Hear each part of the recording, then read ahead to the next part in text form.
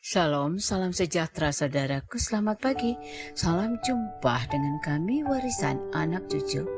Katakan ya pada keinginan roh dan tidak pada keinginan daging.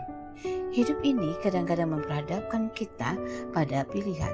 Salah pilih akan mengarahkan hidup pada kehancuran dan kebinasaan, sebagaimana yang digambarkan oleh Paulus dalam Roma 8 ayat 6. Paulus katakan karena keinginan daging adalah maut, tetapi keinginan roh adalah hidup dan damai sejahtera. Di sini Paulus berbicara tentang dua keinginan dalam hidup manusia. Pertama, Paulus berbicara tentang hidup menurut keinginan daging. Bagi Paulus, keinginan daging mengarahkan hidup manusia pada maut atau kematian, karena yang dilakukan adalah perbuatan-perbuatan jahat, yaitu perbuatan-perbuatan yang bertentangan dengan kehendak Allah, seperti percabulan, kecemaran, perseteruan, perselisihan, iri hati, kedengkian dan sebagainya.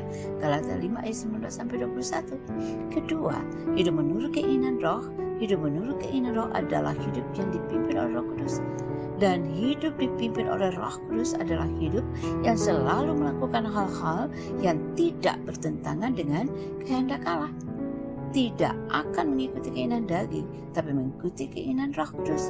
Galatia 5 ayat 16, Galatia 5 ayat 22-23. Kasih, sukacita, damai sejahtera, kesabaran, kebaikan, kemurahan, kesetiaan, kelemah lembutan, penguasaan diri. Silahkan menentukan pilihan. Pilihan ada pada kita masing-masing, mengikuti keinginan daging atau keinginan roh. Sekalipun demikian, sebagai orang percaya, yaitu orang-orang yang telah diselamatkan Allah dalam Yesus Kristus Sang Juru Selamat itu, kita adalah umat milik Kristus. Roh Kudus hidup dalam dan memimpin hidup kita. Itu berarti kita tidak lagi mengikuti keinginan daging, tapi mengikuti keinginan Roh Kudus dan hidup sesuai dengan kehendak Allah. Untuk itu bagi kita diingatkan, karena tidak menutup kemungkinan kita dapat saja terjebak dalam perbuatan-perbuatan yang bertentangan dengan kehendak Allah. Disinilah kita diingatkan untuk lebih lagi membuka hati dan diri kita untuk dipimpin oleh Roh Kudus. Hanya dengan demikian kita akan diberi kekuatan untuk menghadapi segala tantangan kehidupan dengan tetap berpegang pada kehendak Allah.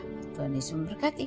Kita berdoa, ya Tuhan, pimpinlah kami dengan kuasa Roh Kudus-Mu agar dapat menentukan pilihan yang tepat sesuai dengan kehendak-Mu. Amin.